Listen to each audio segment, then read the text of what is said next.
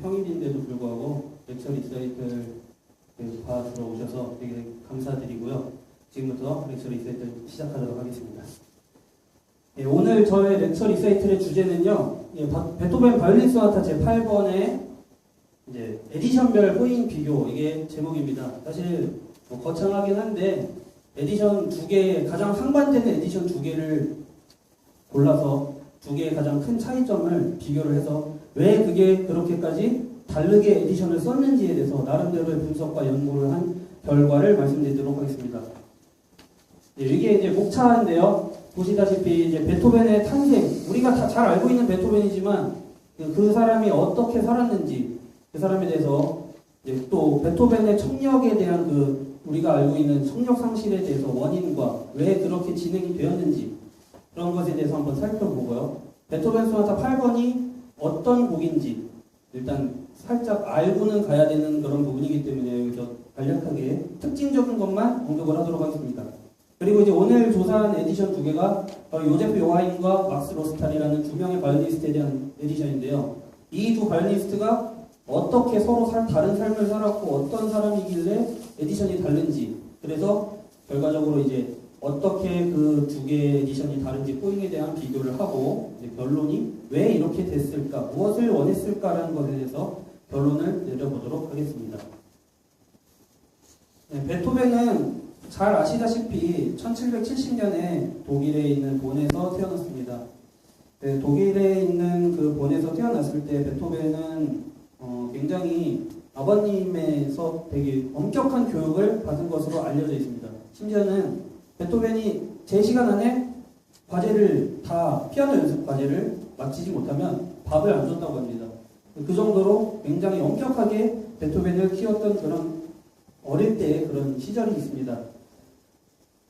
그래서 이제 여기 나와 있는 게 보면 초기, 중기, 후기가 있는데요. 초기는 이제 1770년에서부터 1802년이라고 되어 있고, 중기는 1803년에서부터 14년까지, 그리고 후기는 1815년부터 1827년까지라고 되어 있는데요.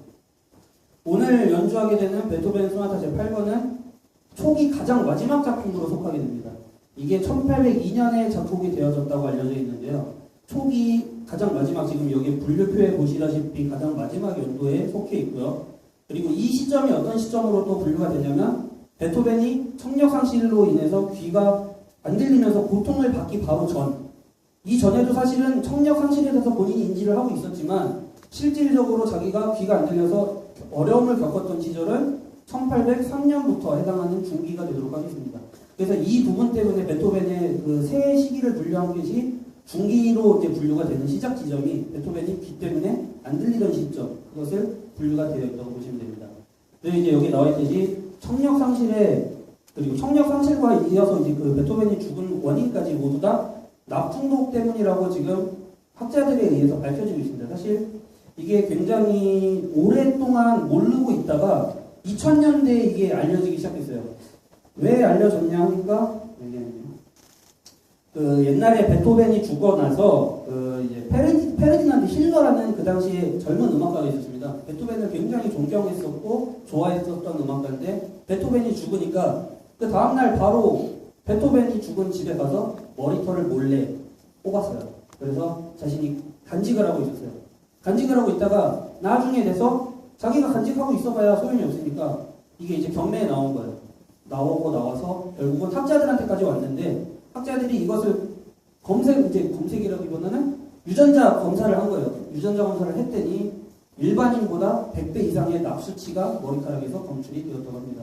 이 왜 납중독이었냐는 아직도 여론이 굉장히 서로 다른 주장이 굉장히 많습니다.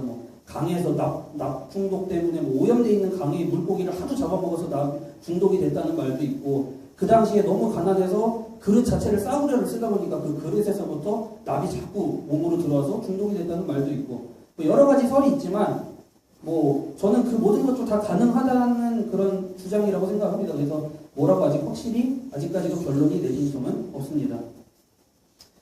그러면 이제 베토벤 소나타 8번에 대해서 잠시 보겠는데요. 이것은 이제 1악장의 표입니다. 베토벤 소나타 1악장은 그냥 우리가 흔히 알고 있는 빠른 악장에 소나타 형식으로 갖춰져 있는데요. 이 곡의 가장 큰 특징이라고 할 수 있는 거는, 자, 여기서 보시면 제시부가 있고, 그리고 이제 제연부가 있는데요. 워낙 이 제시부에서 제연부로 갈 때는, 그러니까 원조라는 것은 이 곡이 자체가 G 메이저, 우리나라 말로 하면 사장조가 되는데요. 그 원조에 대한 그 딸림조로 와야 되는 게 그 전까지는 어떻게 보면 정석입니다. 소나타 형식에서 원조가 G 메이저면은 그 다음에 오는 제2주제는 D 마이너, D 마이너, 딸림조로 D 마이너가 와야 되는 게 정석이라고 이야기를 하는데, 이 곡에서는 D 마이너로 오지 않고, D 마이너랬다. 죄송합니다. 근데 원고가 갖고 왔던 게 지금 없어져가지고, 다시 말씀해 드릴게요. G 메이저, 원조인 G 메이저에 대해서 딸림조인 D 메이저로 와야 되는데, D 메이저가 아닌 그 단조인 D 마이너로 오고 되는 것이 이 1악장의 가장 큰 특징이라고 할 수 있습니다. 그래서 그 가장 큰 특징이라고 사실 얘기를 하지만, 이런 것도 어떻게 보면 보편적인 거라는 거는 흔히들 그냥 그 전까지 여러 음악가들이 해왔던 방식일 수 있지만, 베토벤은 그런 것을 사실 굉장히 일부러 깨려고 했던 그런 노력들이 사실 많이 보입니다. 베토벤 소나타뿐만이 아니라 심포니들에서도 그렇고, 여러 가지 피아노 소나타든지 그 전까지 하이든 모차르트 시대에서 와오던 그런 기본적인 형식들을 많이 스스로 조금씩 깨기 시작했다는 것을 볼 수 있습니다.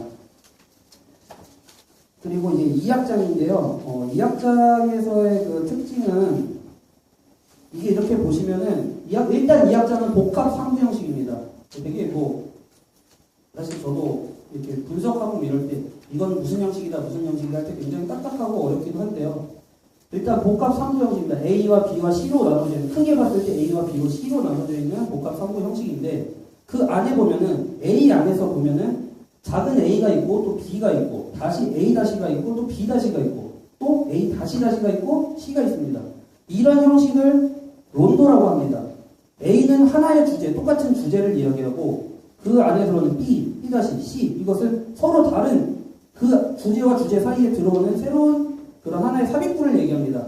이것은 복합 3부 형식을 띠고 있지만, 그 안에서는 론도 형식까지 존재를 하고 있다는 점이 이 곡에서 2악장에서 가장 큰 특징이라고 볼 수 있습니다. 더군다나 우리가 흔히 알고 있는 2악장은 그냥 느린 악장이라고 알고 있지만, 느린 악장임에도 불구하고 베토벤은 2악장의 표기에다가 템포 디 미니에트라고 해놨습니다. 미니에트, 여러분들이 잘 아시는 4분의 3박자 춤곡, 그 박자를, 느낌을 가지고 하라고 되어 있습니다. 명시가 되어 있습니다. 그것이 2악장의 가장 큰 특징이라고 할 수 있습니다. 네, 이것은 3악장 표인데요. 3악장은 방금 2악장에서 제가 말씀드렸듯이 A, B, A, C, A, D, A, 다시 코다. 네, 전형적인 론도 형식인데요. 여기서 한 가지 가장 큰 특징이라고 볼 수 있으면, A와 B가 나오고 그 다음 A가 다시 나오고 C가 나왔으면은 사실은 기본적인 우리가 아는 기본 론도 형식이라는 론도에서는 D가 아니라 다시 B-가 나오게 됩니다. 재연부라는 개념으로 해서 앞에서 나왔던 B랑 주제 테마는 비슷한데 뭔가 약간 조가 바뀌든지 뭔가 변형이 되어서 나오는 게 통상적인 기본 론도 형식입니다. 하지만 베토벤에서는 새로운 D 섹션이 나오면서 전혀 다른 삽입구를 넣으면서 기본 론도 형식에서 아예 깨버렸습니다. 그냥 론도 형식이라는 그 큰 틀만 맞췄지, 그 안에서의 다른 론도 소나타 형식이든 뭐든 그런 소나타 형식 자체를 무의미하게 만들어 놓은 것이 이 3악장의 특징이기 때문입니다. 이제 이 바이올린 베토벤 소나타 8번에 대해서 보면서 사실 여러 에디션들이 있지만, 제가 아까도 말씀드렸듯이 이 요제프 요하임과 그리고 이제 막스 로스탈이라는 바이올리니스트의 에디션을 고른 이유가, 악보를 두 개를 펴놓고 제가 보다 보니까 이 사람은 다운보를 쓰는데 이 사람은 업보를 씁니다. 이 사람은 업을 쓰는데 이 사람은 다운을 씁니다. 가장 명확하게 포인에서 반대로 될 수 있는 부분, 그 포인이라는 게 쉽게 얘기하면 그냥 써있는 대로 하면 되지라고 말을 할 수 있지만, 실질적으로 연주를 할 때는 그 하나하나의 소리 내는 부분에서 굉장히 큰 영향을 끼치는 것이 내리너리든 올리너리이기 때문에, 그래서 저는 이 두 에디션을 선택을 했습니다. 먼저 이 요하임과 막스 로스탈에 대해서 간략하게 보겠는데요. 이 요하임은 헝가리에서 태어난 바이올린 연주자였습니다. 그리고 바이올린 연주면서 지휘와 작곡을 같이 했던 연주자로 알려져 있는데요. 여기 이제 뭐 데뷔하고 뭐 이런 거는 그냥 보시다시피 그냥 이렇게 간단하게 보시면 되겠고요. 이 요제프 요하임이 가장 유명한 거는 바이올린 하시는 분들은 다 아실 만한 바이올린 콘체르토의 카덴자가 굉장히 많이 있습니다. 바이올린 콘체르토의 카덴자를 요하임이 굉장히 많이 만들었고 또 우리가 그걸 많이 연주를 하고 있고요. 특히나 현재 우리가 연주를 하고 있는 이 바이올린에서 잠깐만 볼게요. 이 바이올린을 보시면요, 요즘 연주자들은 어깨받침이란 게 있고 턱받침이란 게 있어서 어깨에다가 얹어서 턱으로 잡고 연주를 합니다. 근데 이 자세조차 이 요제프 요하임이라는 사람이 처음으로 만드는 자세라고 합니다. 그 전에는 다시 말하면 어깨받침도 없었고 턱받침도 없었습니다. 그렇기 때문에 오히려 왼손의 자유로움이 덜했겠죠, 지금보다. 굉장히 테크닉적인 곡을 쓰고 싶어도 연주하기가 힘들었고, 그런 부분 때문에 이 바로크 시대나 고전 시대 곡들은 기교적으로 굉장히 뛰어난 엄청난 곡들이 사실 그렇게 많지 않습니다.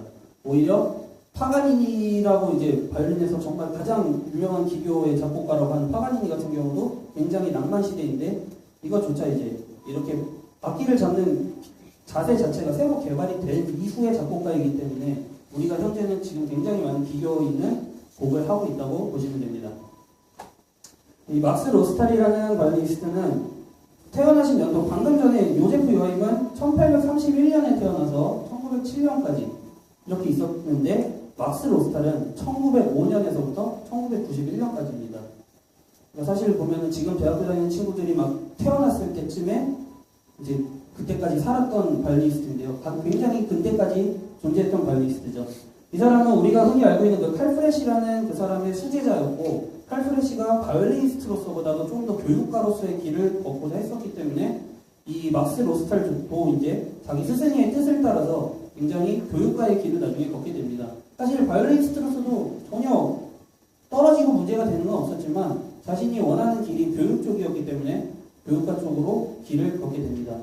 그래서 여기 보시면은 뭐 이게 밑에 써 있는 것들이 그가 이제 막스 로스탈이 재직했던 학교들의 이제 이름들입니다. 근데 사실 이렇게 원어로 보면은 어떻게 발음해야 될지 저도 사실 잘 모르겠어요. 이게 어느 학교인지 막 찾아봐도 나오는 데도 있고 안 나오는 데도 있고 이런데, 근데 굉장히 조사를 해보니까 엄청나게 많은 학교에서 재직을 했고 굉장히 많은 곳에서 마스터 클래스를 개최를 했었고, 연주의 이 막스 로스탈의 앨범은 그렇게 많지 않지만 오히려 그가 이렇게 뭐라 그럴까요?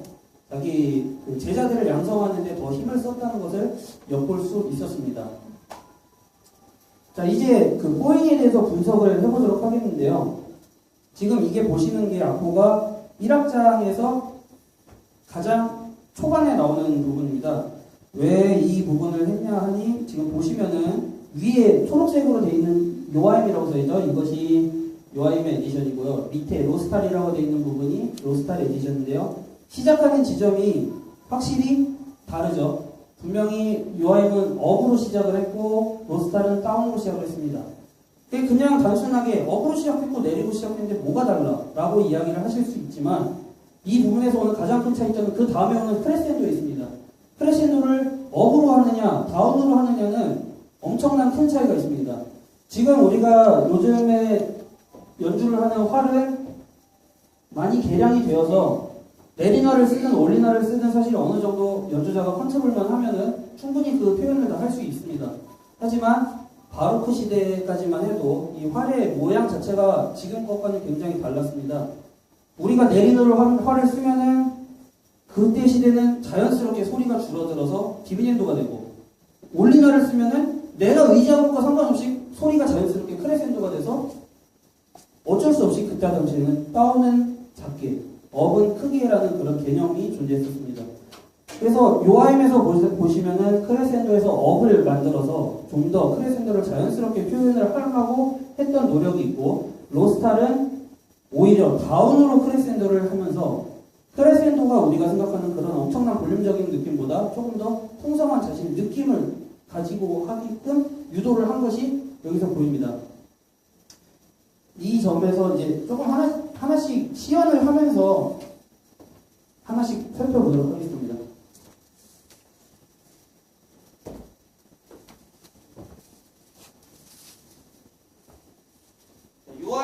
에디션을 먼저 보여드리겠습니다. 굉장히 짤막한데요.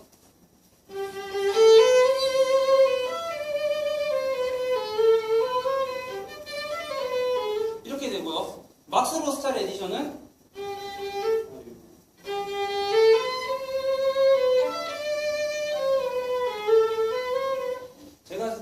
제가 연주하는 곡은 요아임 에디션인데요. 사실 저는 지금도 로스탈 거를 하라 그러면 굉장히 어색해요. 근데 로스탈 거를 하다 보니까 또 하나 느껴졌던 게 뭐냐면 지금 이런 부분에서 요아임은 정확하게 음이 상향을 할 때 크레센도가 되고 그걸 업보호로 표시를 했고요. 음이 하향을 할 때는 다운보호가 되어 있습니다. 하게 되면 그렇게 맞게 돼요. 요아임은 업보호, 솔라시에서 업이 되고 도에서 시미 내려갈 때 다시 다운.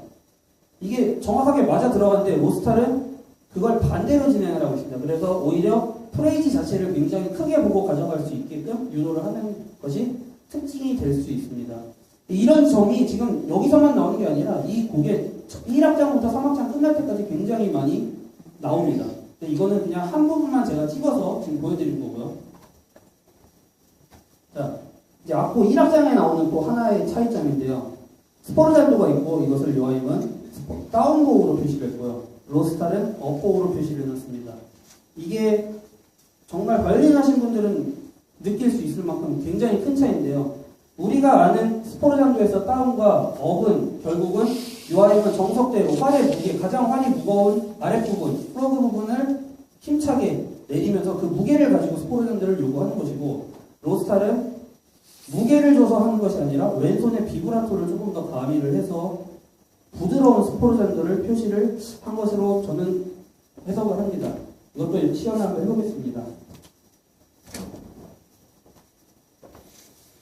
먼저 요아임의 에디션입니다. 이렇게 스포르잔도 자체를 무게를 줘서 세게 긋게 되어 있습니다. 근데 로스탈은 활이 위쪽은 굉장히 가볍기 때문에 무게를 실을 수가 없습니다. 업보호는. 그래서 활을 댄 상태에서 찌르는 것이 아니라 부드럽게 비브라토를 조금 더 왼손을 사용하는 스포르잔도를 강조하고 있습니다. 이런 부분이 또 가장 하나의 큰 차이점이 되겠고요.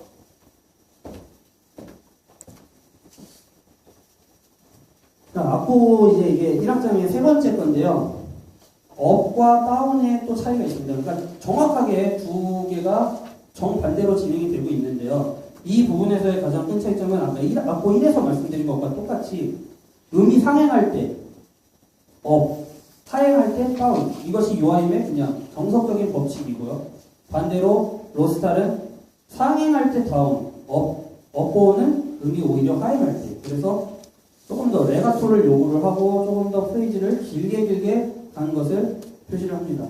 이거는 일단 시연을 굳이 하지 않고 이거는 넘어가도록 하겠습니다. 자, 이제 2악장인데요. 2악장에서 보이시는 이 첫 부분. 방금 말씀드린 것과 같은 이치라고 생각하시면 됩니다. 다운과 업의 차이를 넘어서 음이 하향할 때 내리날이고 다시 업이 될 때는 음이 상향을 하게 되는 그런 활 표시가 되어 있습니다. 로스탈은 역시 그 반대로 되어 있습니다. 이거는 또 어떨까요? 아까 전에 보셨던 거랑 또 비슷하죠. 스포르잔도가 나올 때 다운으로 시작하면 업으로 시작합니다. 근데 사실 그 뒤에 나오는 음들은 거꾸로 되게 돼 있는데 뒤의 음보다 처음 나오는 음이 그만큼 더 중요하다는 것을 강조를 하는 것으로 볼 수 있습니다. 자, 이게 지금 화면에 보이시는 게 여태까지 옛날에 그 활의 역사인데요. 가장 처음에 생겼던 활부터 지금 근대에서 사용하고 있는 활까지. 물론 이게 완성이 된 시기는 이 지금 에디션을 쓴 두 명의 바이올리니스트의 시대와 굉장히 다르지만 그것보다도 중요한 것은 그 예전부터 전해져 오던 그 방식 자체를 얼만큼 자신이 지켜서 하고 있느냐 아니면은 그것을 나는 이제 깨서 새로운 것을 하고 싶다. 그 사상의 두 명의 그 바이올리니스트의 차이가 있다고 생각을 합니다. 제가 내린 결론은 결국 두 명은 한 명은 이제 1800년대에서 1900 초까지 살았고 한 명은 1900년대를 통째로 살았던 바이올리니스트인데 여기서 두 명의 성격이 굉장히 다르다고 볼 수 있습니다. 어떻게 보면 요제프 요하임 같은 경우는 그 당시에 브람스와도 굉장히 친밀하게 지냈고, 우리가 아는 그 브람스라는 작곡가는 옛날에 그 내려오져 오던 고전 방식을 그대로 정통성을 유지하고 싶어하는 그런 음악가였습니다. 그 당시에 반대적인 음악가는 그 당시에 뭐 리스트가 있었을 거고 뭐 바그너가 있었고, 그 사람들은 자기들의 새로운 음악을 추구를 했었죠. 근데 브람스는 끝까지 정통파를 유지했고, 그런 브람스와 좀 더 친밀하게 지내면서 요제프 요하임조차도 영향을 받지 않았을까라는 생각도 합니다. 그래서 그런 이유 때문에 베토벤 다음에 오늘 두 번째 곡을 브람스를 선택을 했습니다. 그리고 이제 이 시대의 성향에 따른 보인 차이라는 내용은 그 두 명의 발리스트가 지금 말씀드렸듯이 조금 더 먼저 살았고 더 후대에 살았는데 그 시대 당시의 분위기가 있습니다.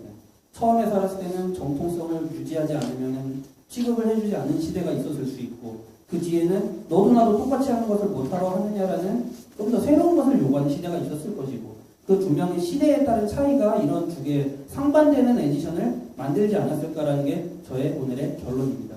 지금까지 렉처를 들어주셔서 감사합니다.